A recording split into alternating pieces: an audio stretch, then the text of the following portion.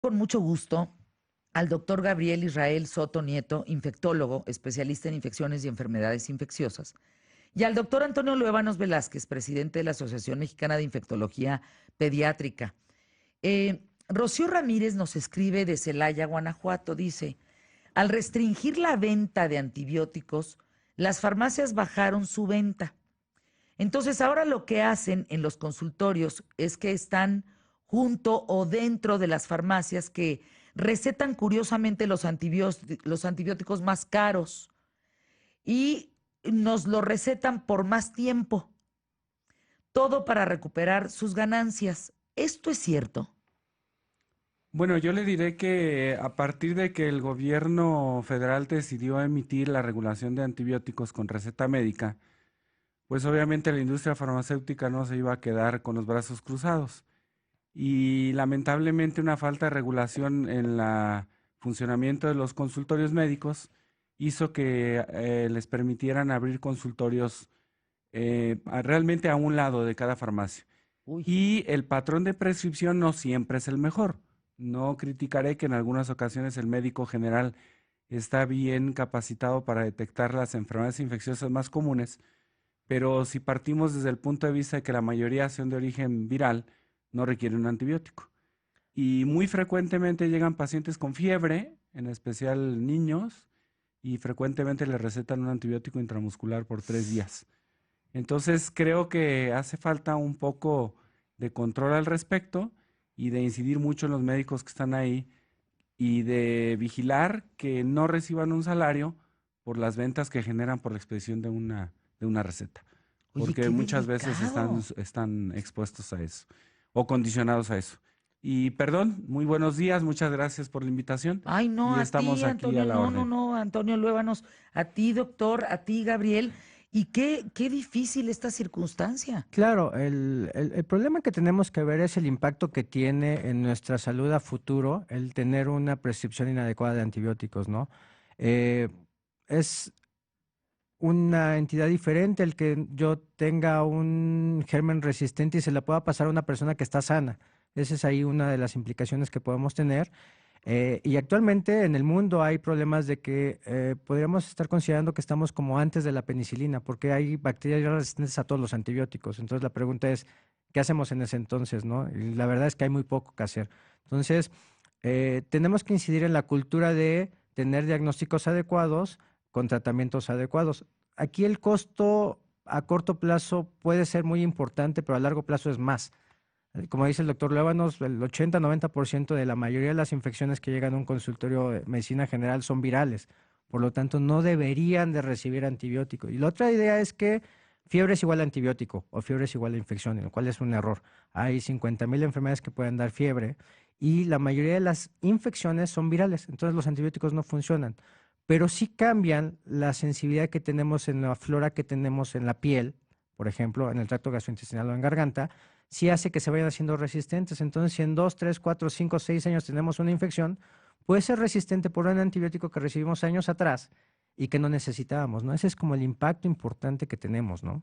Leí por ahí que además no es igual el antibiótico que consume la mujer y que hasta por género.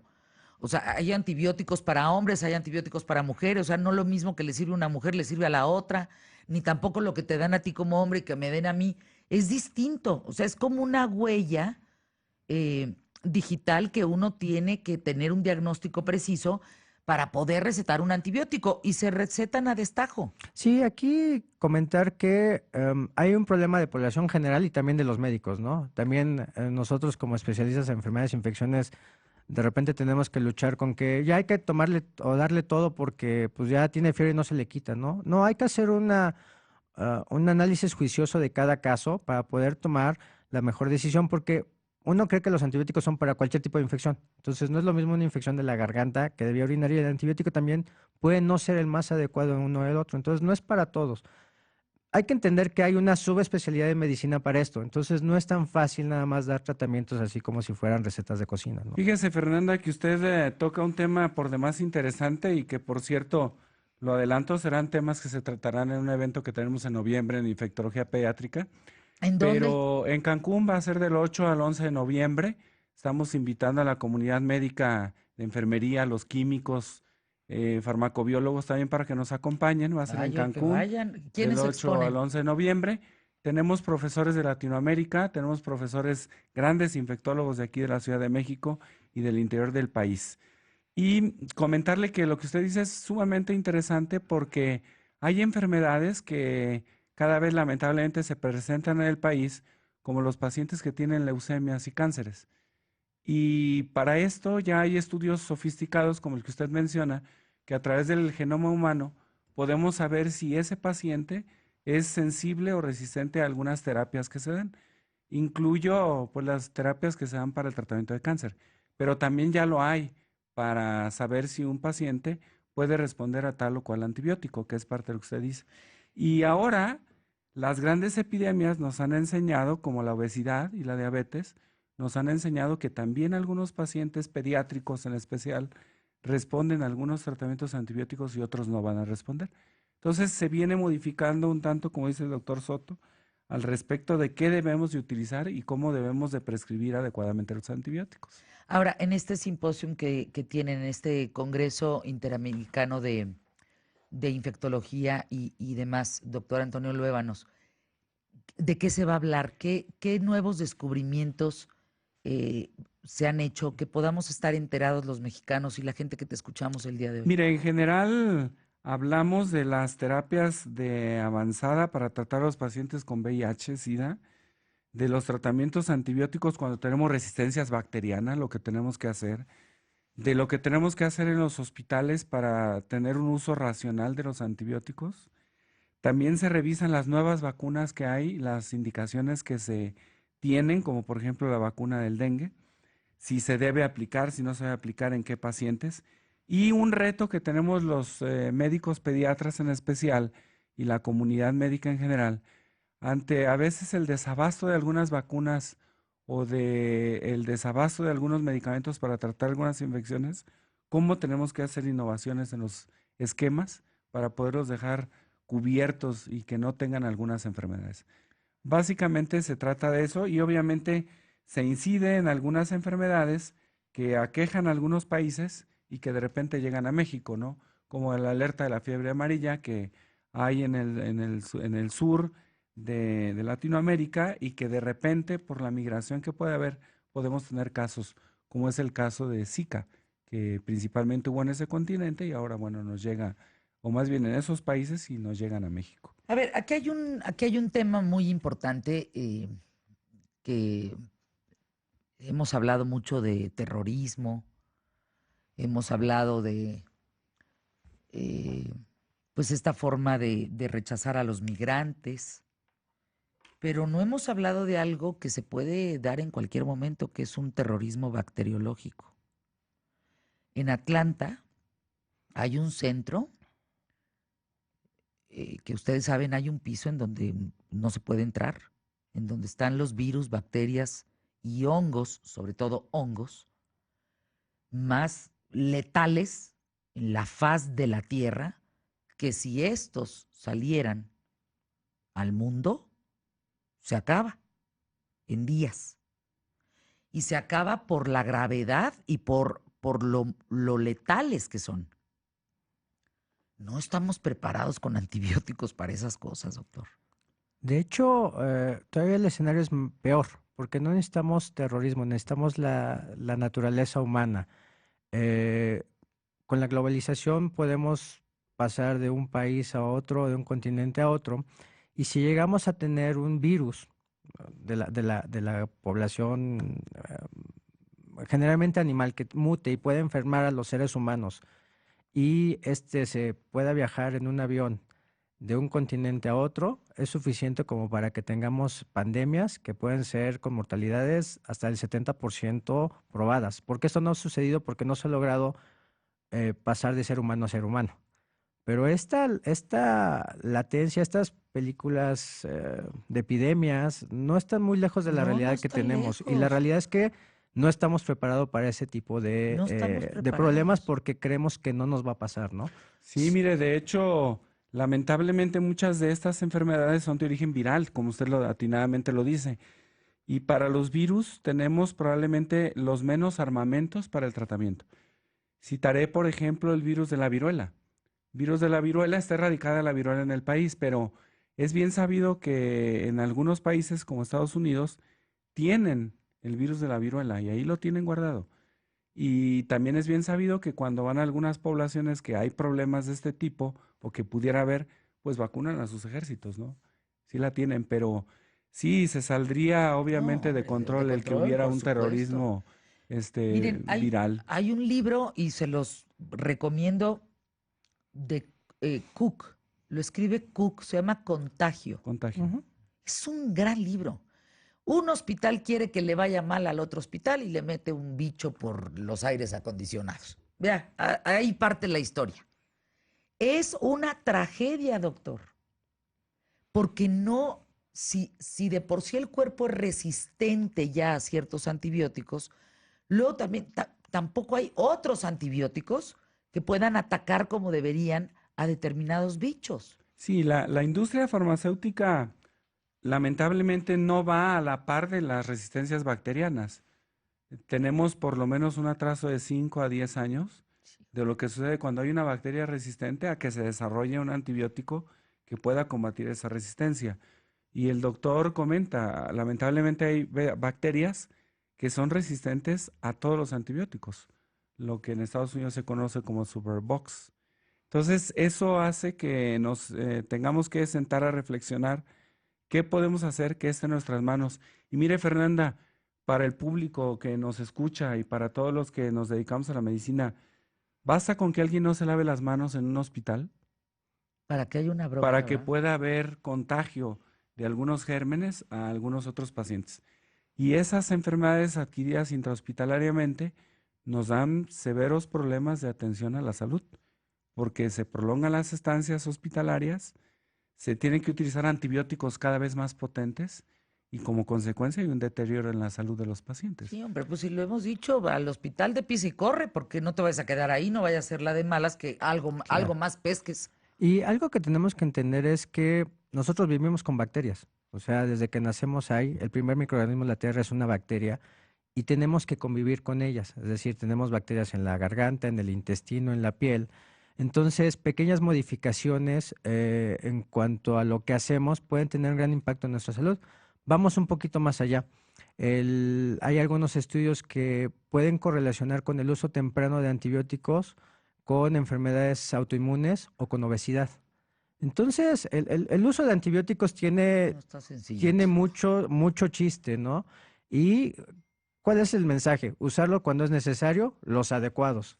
Ese es de simple. Es muy complicado, pero es como el mensaje, ¿no? Y nada más aunando, así como el no lavarnos las manos nos puede provocar problemas, el lavarnos las manos nos evita muchos problemas. Y esto lo vimos en la epidemia de influenza que tuvimos. ¿Qué pasa? Por miedo nos lavamos las manos y en los hospitales bajaron la tasa de infecciones, porque todos nos lavamos las manos, ¿no? Cosas tan sencillas como agua y jabón nos pueden ayudar para muchos problemas, ¿no? Vamos a una pausa. Me preguntan que dónde se inscriben en el Congreso. Con todo ¿En gusto Cancún? les paso los datos, ¿no? Sí, Hay por las favor. oficinas aquí en la Ciudad de México, que es en la oficina de la Asociación Mexicana de Infectología Pediátrica, que tiene su sede en el Instituto Nacional de Pediatría, y el teléfono es 55 5606 6856, Pero ¿y principalmente en la ahí. República? En la República Mexicana tenemos dos sitios de inscripción, uno es en Monterrey, otro en la ciudad de Guadalajara. Les dejaré todos los datos para que se puedan comunicar y por supuesto en la página de la Asociación Mexicana de Infectología Pediátrica, que es www.amip.mx. Doctor Antonio Luébanos o doctor Gabriel Israel Soto, ¿las enfermedades están rebasando a los antibióticos o los antibióticos a las enfermedades? Bueno, lo que sucede, Fernanda, es que lo volvemos a comentar. En el país, por ejemplo, voy a dar un dato que me parece interesante y que nos va a ayudar a reflexionar. En el país, según lo que se reporta en el boletín epidemiológico, en el 2016 hubo cerca de 22, casi 23 millones de infecciones de vías respiratorias y de las gastrointestinales cerca de 5 millones de casos. Si nosotros tenemos en cuenta que aproximadamente una cuarta parte de la población en el país se enferma de vías respiratorias o gastrointestinales, y partimos que muchas de ellas no requieren antibióticos, creo que contribuimos a que se dé una mala prescripción o una prescripción inadecuada y que de repente un paciente que empezó con un problema viral no responda al tratamiento y tenga que acudir a una segunda o una tercera cita. Sin embargo, hay que reconocer que las propias bacterias tienen mecanismos de resistencia que hace que no sean sensibles a los antibióticos. A mí me parece que es mitad y mitad, una parte que se defienden las bacterias y otra parte que nosotros, al utilizar antibióticos constantemente, favorecemos que la propia bacteria desarrolle mecanismos de resistencia. ¿En qué caso sí tiene que ir un antibiótico y alégale? No hay manera de brincártelo. Es que tiene que tener forzosamente una valoración médica. Ejemplo, influenza, da fiebre, el paciente se siente muy mal, siente que se muere. Dengue, se conoce como enfermedad de la quebrantahuesos. El paciente se siente muy mal, tiene fiebre de 39 grados. Esas dos enfermedades no requieren antibióticos. Entonces, no es cómo se siente el paciente, no es cómo me vea, no es si tengo puntitos blancos. Sí tiene que haber una valoración médica para poder determinar exactamente qué enfermedades sí pueden o requieren tomar antibióticos, ¿no? Esto es bien importante, muy difícil decir o preguntar, es que a mí me dio fiebre de tantos, ¿ya tomo antibiótico? No, es más complejo que eso, ¿no? El contexto es, hay que ir al médico forzosamente y no por buscar un lucro, sino porque nos puede ahorrar problemas en muchos ámbitos el tener una valoración médica adecuada, y aquí sí aclarar la valoración médica adecuada, para poder resolver el problema, ¿no? O sea, la Hay, temperatura no es un signo de que tú tengas que tomar antibiótico. Para nada. De hecho, por ejemplo, un cáncer puede dar fiebre, un infarto del corazón puede dar fiebre, un accidente automovilístico puede dar fiebre, porque la fiebre es una respuesta a un estímulo. Entonces, hay muchas causas, hay causas infecciosas y no infecciosas de fiebre, y de las infecciosas, las que van a responder a antibióticos son las bacterianas.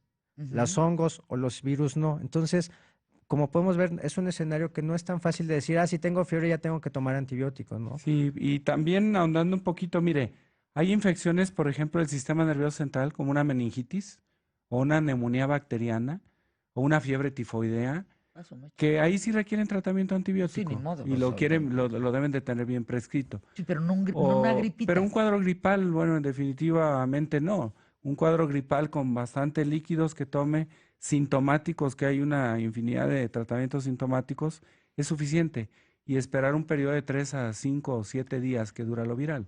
Antonio, ¿por qué las bacterias se vuelven resistentes a los antibióticos? ¿Qué es lo que pasa? ¿Quién va primero o cómo es el proceso? Tiene mecanismo de resistencia. Ellos se aprenden a defender de los estímulos que le hacen que las maten. Entonces, como nosotros haríamos lo mismo en el contexto de extraterrestres, por ejemplo, Ay, qué adorable. nosotros buscamos, sí, es que es evolución. Sí, sí, sí. Es evolución. Entonces ellos buscan la manera de defenderse y no ser exterminadas.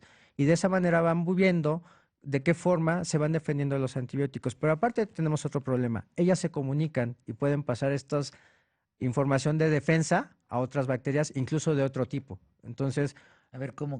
sí, claro. Ponme un ejemplo. Una bacteria que se llame E. coli, por Ajá, decir un nombre, le avisa. le avisa a la otra que se llama Pseudomonas cómo se defendió de tal antibiótico. ¿Qué Y estás se lo puedo diciendo? pasar. Claro, claro, Eso claro. existe. Hay comunicación, así es. Así es. De hecho, cuando damos un ¿Cómo se lo tratamiento antibiótico, perdón la pregunta, pero ¿cómo se comunica? Eh, ¿Por gen o material cómo? genético. Material Así es. genético.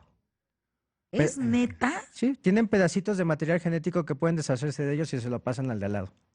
Y el de al lado que se lo come, perdón la pregunta. Se inserta Se en su inserta material, lo lee y lo de- y aprende. Y mire, hay un mecanismo tan interesante que hay antibióticos que llegan a la bacteria entran a la bacteria para intentar destruirla, se llama mecanismo de flujo. Y en lugar de que se quede el antibiótico ahí, utilizaré una palabra que no era adecuada, pero es lo que sucede, lo vomitan. Se llama sistema de flujo. O sea, Entonces llega la lo bacteria, ingresa. a la bacteria, trata de destruir ese antibiótico y lo regresa hacia el exterior. O sea, ¿Qué no estás permite que diciendo, haya Antonio? actividad de ese antibiótico. Entonces, tienen mecanismos, son como 6 u 8 mecanismos que tienen para defenderse los Y antibióticos. pueden tener todos juntos, que es otro problema. No hay manera. Entonces, hay que entender que las bacterias es un ser vivo inteligente. diferente la inteligencia a nosotros, pero inteligente. Se aprende de cómo O defenderse sea, de los de lo errores. más, ya se nos acabó el tiempo, pero hay que regresar a ver, a platicar con Claro, ustedes de esto, claro. porque, o sea, lo más resistente en el mundo es una bacteria. Sí, probablemente sí. Sí. Sasco, no un hongo, No. porque el hongo está en chino quitarlo, ¿eh? Sí, pero la prevalencia es más, hay un mucho mayor número de enfermedades producidas por bacterias que por hongos. Una bacteria en la sangre te puedes ir despidiendo, ¿no? Claro, Entonces, claro. Así es. no, a ver, los datos para despedirnos, por favor. Congreso Interamericano de Infectología Pediátrica y Latinoamericano de Infectología Pediátrica. Asisten más de 140 profesores de países de Latinoamérica, Europa y España. Va a ser en Cancún del 8 al 11 de noviembre. Hay espacio para todo, académico y por supuesto también para que Público. disfruten de las playas. Hay que Hay limpiarnos, hay que ir talleres de pata también de para perro. que la gente que Sí. asista tenga justamente un panorama mejor de las enfermedades infecciosas en pediatría. Y esto, insisto, del 8 al 11 de noviembre. Pueden pedir informes en el 5606-6856, que es el teléfono de infectología del Instituto Nacional de Pediatría, o en la página www.amip.com.